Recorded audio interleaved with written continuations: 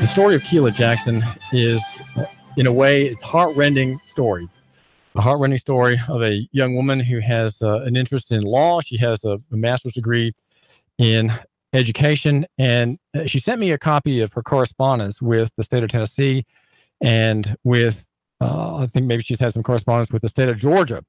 And in one letter that begins, "Dear Court Clerk," she ends with the following: "Please help me. Please help me. Please. Thank you very much." She says, "I'm humbly and sincerely asking for any help or review that I may receive because I really do need" what? What does she need? "I really do need my license. I do not want to lose it because of my neglect to handle and keep the ticket myself." So the problem was, as she's going to explain, that she was some years ago now behind the steering wheel of a car of a friend who was ill. And the car had a bad light. Want to hear which light it was? There was a traffic stop under Title 55, and she was charged with a series of offenses, all laid to her. So it wasn't her car, and she was just helping her friends. There are 4 violations that Keila Jackson, a blogger and an activist, was charged with. This is David Toulis, and we are glad that you are tuning into the David Toulis Show here. We love your neighbor and buy local, and we are the Sean Hannity Station, CBS News, with a terrific morning program. I do want you to tune in every morning on the weekday on your ride in to Russ and Val in the morning. But it's a question, if you're a writer and you're poor like me, it's a question of being able to just write the check or make the transfer, the cash transfer to the government organization. The racket, the leading racket in the area is the government, and have your driver license restored. But if you're a writer like me, like I say, Keila Jackson being that you are poor, well, why don't you just write Keila Jackson a check for $600 and have Tennessee clear your charges in Tennessee, and then get your license, which originally was from Georgia, get that restored. Why can't you just do that? Well, David, you've already stated that with my position, I am a writer. I'm also an educator. Educators do not get paid as much as we should. I work for a nonprofit, a local nonprofit, and it takes everything that I have with every paycheck to make my ends meet. I do have other activities within the city. However, everything is pooled so that I can be a responsible adult and pay the bills that I need to pay. And I don't have excess after I've paid my light and paid for housing and paid for my needs in order to cut a check to cover this. So basically, what I am in the position of doing right now is trying to save whatever extra that I have left over and to address this situation. And with me, license is important. My transportation is my life. As I said, I do have activities within the city, and I bus it, and I'm on foot everywhere. And people who see me, they know in the community, if they see me with my backpack and my umbrella, I'm walking everywhere. I'm taking the bus. And with my pay, who can afford to pay for Uber all of the time if I can't get somewhere on the bus line? It's just very frustrating. And you have to rely on friends and relatives to take you places? Yes, I do. Well, I guess the reason you are not using your car is because it is a crime to drive or operate a motor vehicle without a license that's valid. Yes. Right? And yours is suspended. Correct. And how long has it been suspended? Well, according to Chattanooga, it's been suspended since 2014. For 4 years. Yes. And who was your friend? What was the circumstance that caused this whole chain of evil events in your life? Okay. This friend was a close friend and a trusted friend, and he picked me up from work. He was ill. He was dehydrated. He did work construction. In fear of my safety, I volunteered and asked him, did he, feel okay to drive? And he said he did not. And at that point in time, he was vomiting. And so I did try to be a good Samaritan, and I got behind the wheel. So in getting behind the wheel of his vehicle, I did drive, and that's when I was pulled over on Amnicola. And so once I was pulled over with his vehicle, I was cited. I was in violation of 4 different violations. registration of his vehicle, the lights, as you've already stated, he did have a headlight Which light? out. Is that a front light? It was a front light. Front, yes. left, or right? Is his left front light. As I said, I do remember that. With the proof of insurance, which I do understand that. And then the last one was with registration city sticker. Because the car was used in the city. Correct. And that if you have a car parked in the city, it is suggested that you have a sticker and you're not charged for not having it. It's not a cause for a stop, but if you are stopped and face some kind of charge, that is added to it. So there are four charges. And going through the list, they're all over $100. One is $144.77. You're telling me one is $127.26. The next one is $138.93 pennies, and then the last one $173.96. Yes, with the Georgia on top of that for $200. Meaning it's $100 per violation, and the two main ones are the registration and the city sticker. Now, you mentioned Georgia. Say something about that. With the state of Georgia, they have notified me over the past 4 years that they were flagged. They were notified that I had a failure to appear and also a failure to pay with Hamilton County. My name was placed on the National Registry, and they suspended my license because of the notification that they received. Well, say something about notice.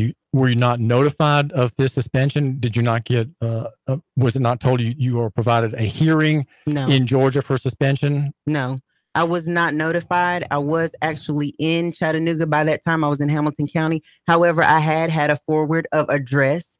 And if anything was mailed to my prior address, my previous address, I did not receive it in Chattanooga. And at this point in time, I've been in Chattanooga for these 4 years.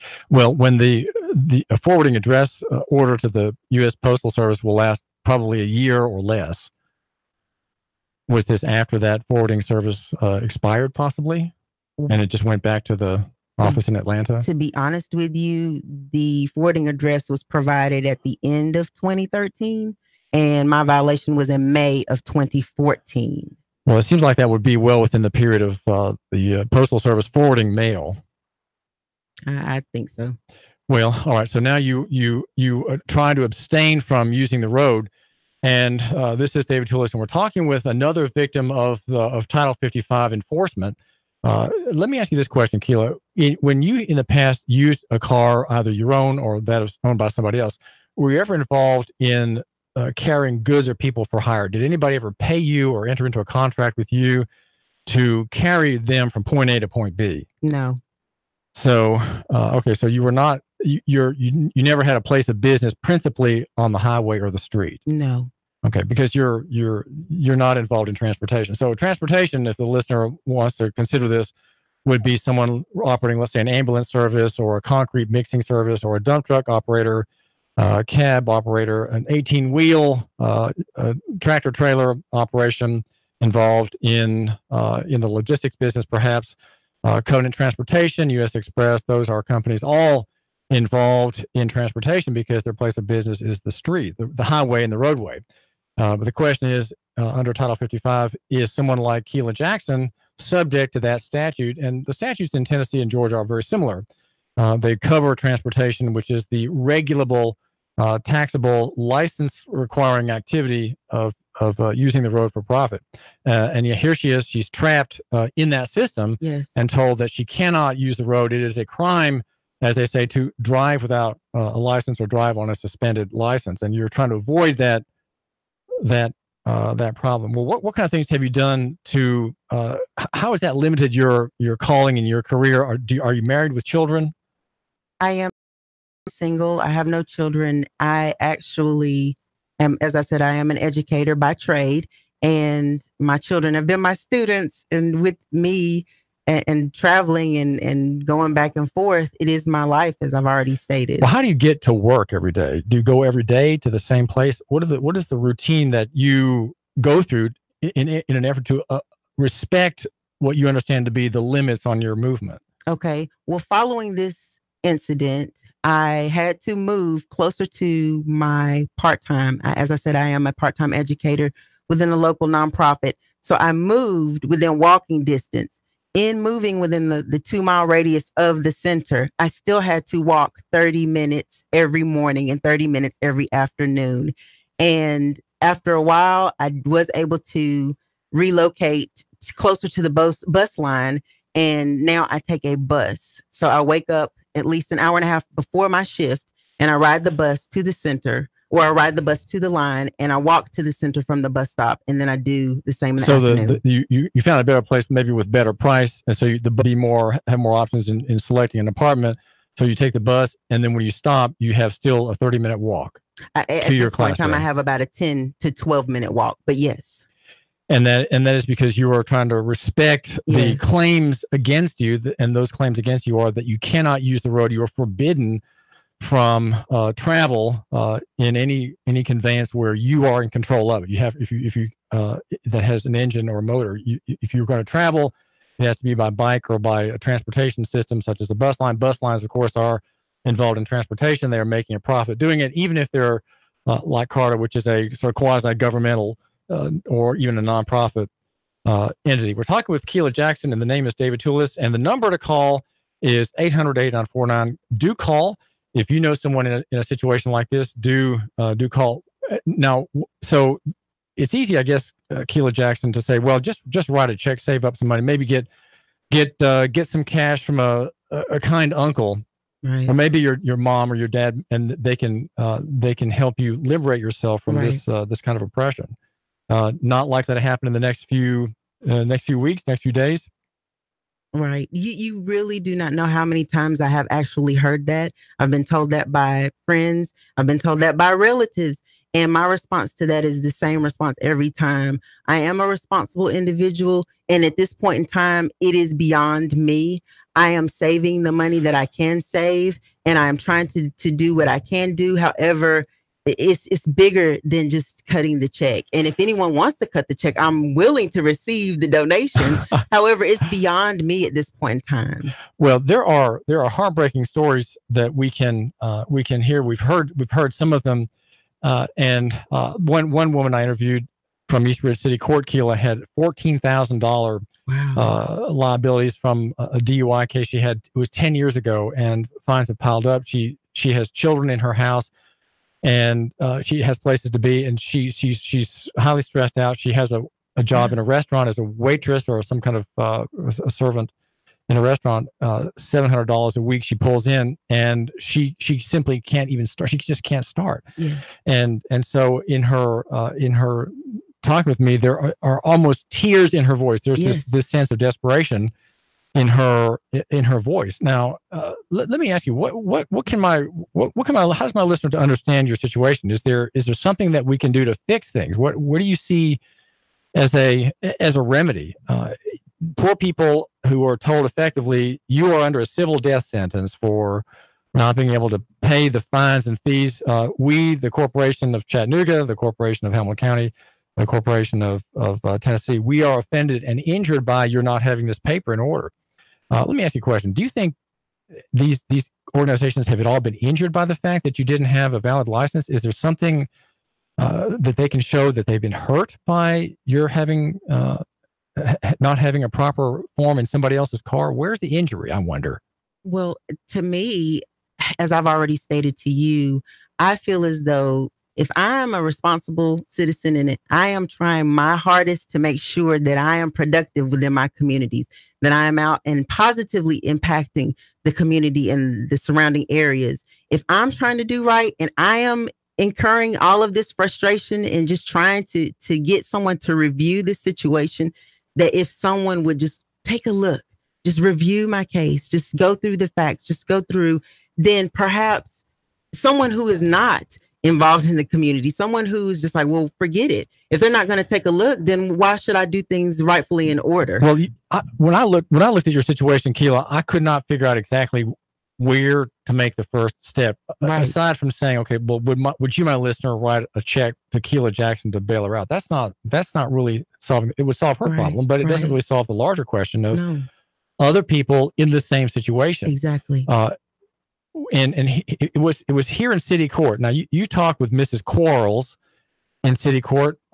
What could you do in the way of petitioning, saying you want to petition for this, you want a reconsideration? Is there something you can do saying, I'd like to have this case looked at again in this venue, because you've lost the right to appeal. There's a thing called appeal for trial. It's not an appeal exactly, but within 10 days after a negative verdict in city court, you can demand what's called a trial de novo, where the whole case is restarted in the circuit court.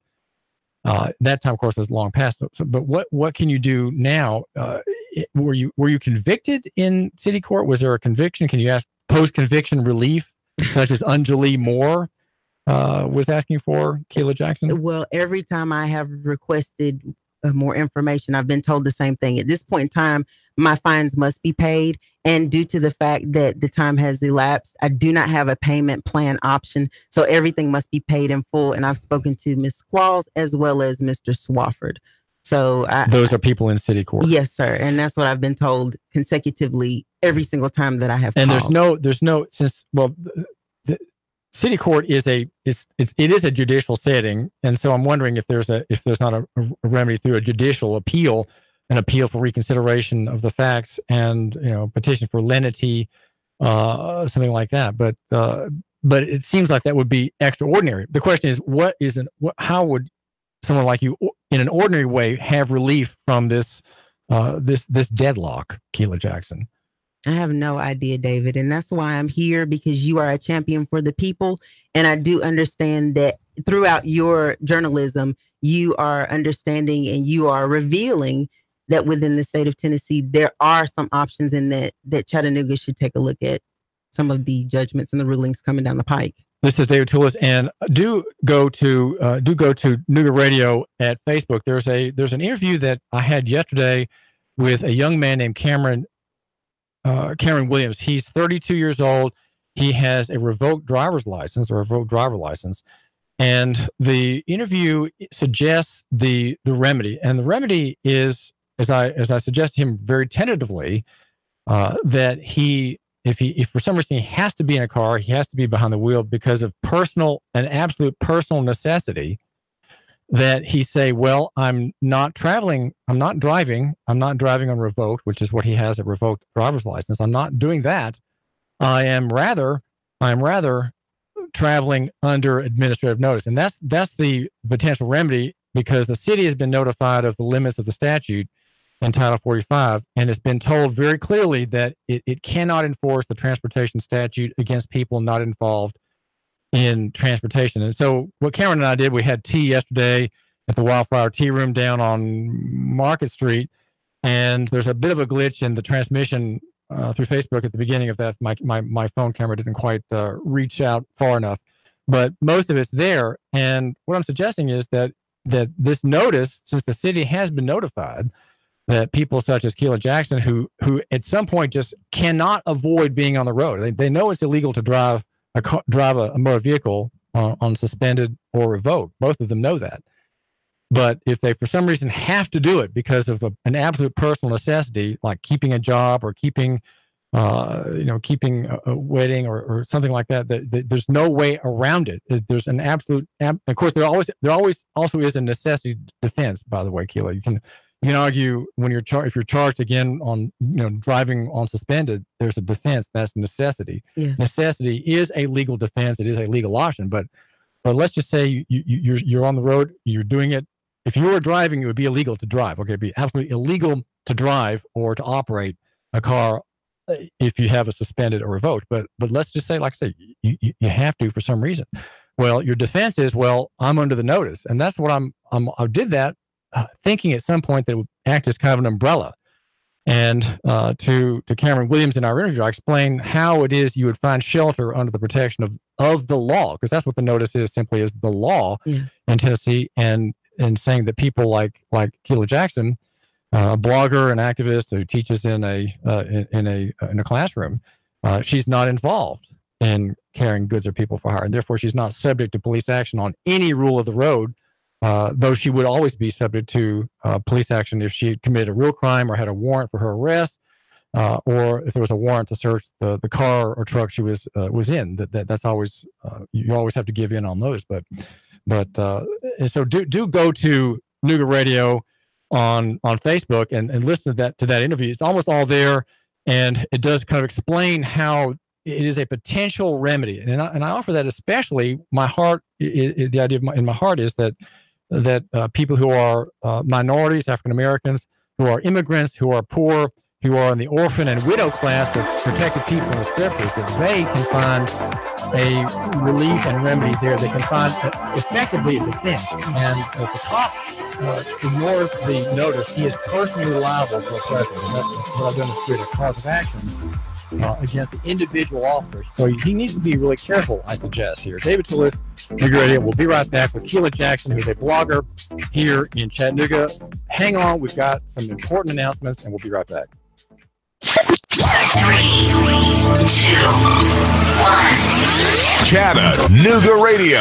Digital FM 95.3 HD4. 92.7 FM's news now. A crane crash in Hickson may be worse than we thought. Although nobody was hurt when a crane toppled to the ground on Boy Scout Road, 3 homes were condemned. Reports say the crane belonged to Big Woody's Tree Service. It's still not known why the crane fell over, but what's clear is the damage it left behind. The roofs of 3 homes were caved in, and the families which lived inside have to go somewhere else. The THP in Calhoun confirms a man was killed when he was hit by a train in Georgetown. Reports say it happened at the intersection of South Main and 3rd. 32-year-old Ricky Ferry was walking on the tracks when 3 locomotives towing 53 cars slammed into him. And great news from the TBI. Missing endangered child Briella Bowling was found in Williamson County. Her non-custodial mother has been arrested. The 12-year-old was believed to be in danger when she was reportedly taken by her mother. The girl is from DeKalb County. Val St. John for Nooga Radio, News Talk 92.7, Action News.